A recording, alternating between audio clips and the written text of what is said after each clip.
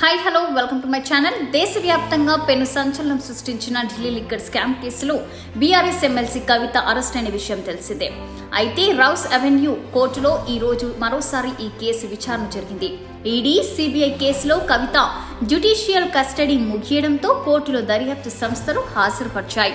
దీంతో మే 14 వరకు కవితకు జ్యుడిషియల్ కస్టడీ పొడిగిస్తూ న్యాయస్థానం ఆదేశాలిచ్చింది.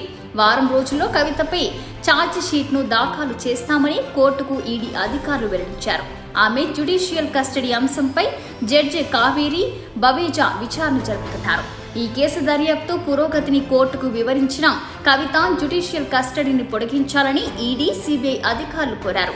లిక్కర్ పాలసీ కేసులో కవిత జ్యుడిషియల్ కస్టడీని పొడిగించాలని సిబిఐ, ఈడీ అధికారులు కోరారు. జైలులో కవిత చదవడానికి 10 పుస్తకాలు అనుమతించాలని కోర్టును ఆమె న్యాయవాది నితీష్ రాణా కోరారు. కోర్టులో కవితను 15 నిమిషాల పాటు కలిసేందుకు కుటుంబ సభ్యులకి అవకాశం కల్పించాలని కోర్టును న్యాయవాది కోరారు. జైలులో కవితకు తన భర్త తెచ్చిన ఆహారం తినేందుకు అనుమతించాలని కోర్టును నితీష్ రాణా కోరారు. జైలులో కవితకు ఇచ్చే ఇంటి భోజనం 10 నుంచి 15 మంది పోలీసులు చెక్ చేసిన తర్వాత పాచిపోయిన ఆహారాన్ని ఆమెకు అందిస్తున్నారని, అలా కాకుండా డాక్టర్, జైలు అధికారి చెక్ చేసిన ఆహారాన్ని కవితకు అందించాలని కోర్టును కవిత న్యాయవాది కోరారు.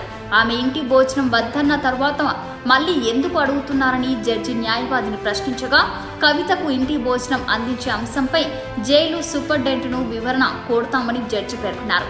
ఇలాంటి మరిన్ని లేటెస్ట్ అప్డేట్స్ కోసం మన ఛానల్ని సబ్స్క్రైబ్ చేసుకోండి, లైక్ చేయండి, షేర్ చేయండి.